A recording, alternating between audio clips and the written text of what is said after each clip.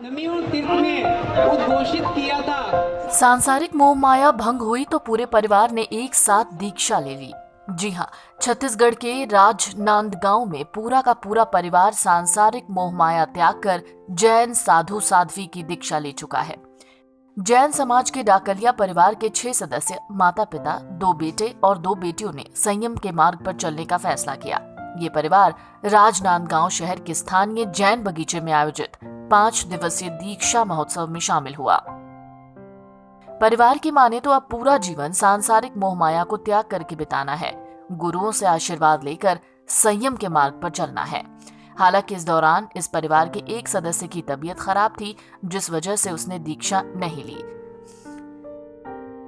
परिवार की ये सदस्य 5 फरवरी को राजिम में दीक्षा लेंगी। देखिए, सांसारिक जीवन में प्रभु की कृपा से, बड़ों के आशीर्वाद से कहीं कोई कमी नहीं थी।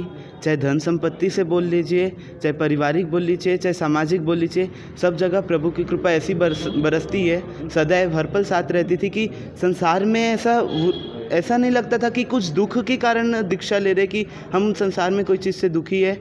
धन संपत्ति एकदम पर्याप्त है। ऐसे कई सारे सब बिजनेस, अलग अलग व्यवसाय थे।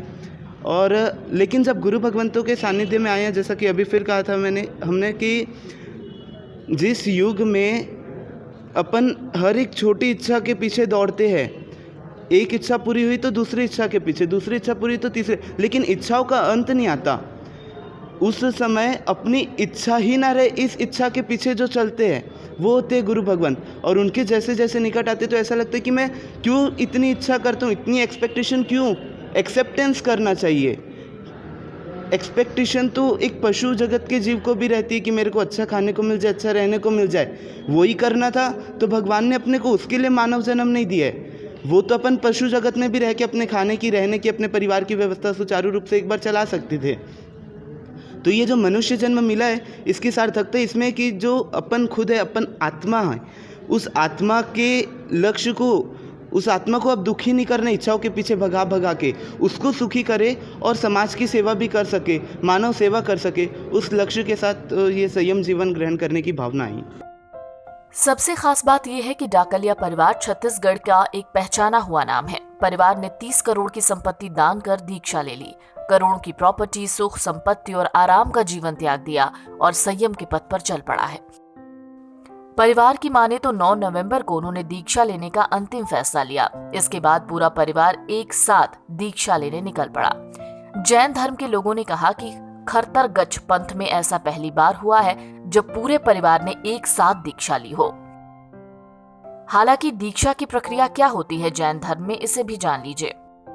जैन धर्म में दीक्षा लेना यानी सभी भौतिक सुख सुविधाओं को त्याग कर एक सन्यासी का जीवन बिताने के लिए खुद को समर्पित कर देना है।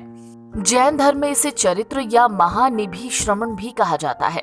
दीक्षा समारोह एक कार्यक्रम होता है जिसमें होने वाले रीति रिवाजों के बाद से दीक्षा लेने वाले लड़के साधु और लड़कियां साध्वी बन जाती हैं। दीक्षा लेने के लिए और उसके बाद सभी साधुओं और साध्वियों को अपना घर, कारोबार, महंगे कपड़े, ऐशो आराम की जिंदगी छोड़कर पूरी तरह से सन्यासी जीवन में जाना होता है। इस प्रक्रिया का आखिरी चरण पूरा करने के लिए सभी साधुओं और साध्वियों को अपने बाल अपने ही हाथों से नोचकर सिर से अलग करने पड़ते हैं। एनबीटी ऑनलाइन की रिपोर्ट।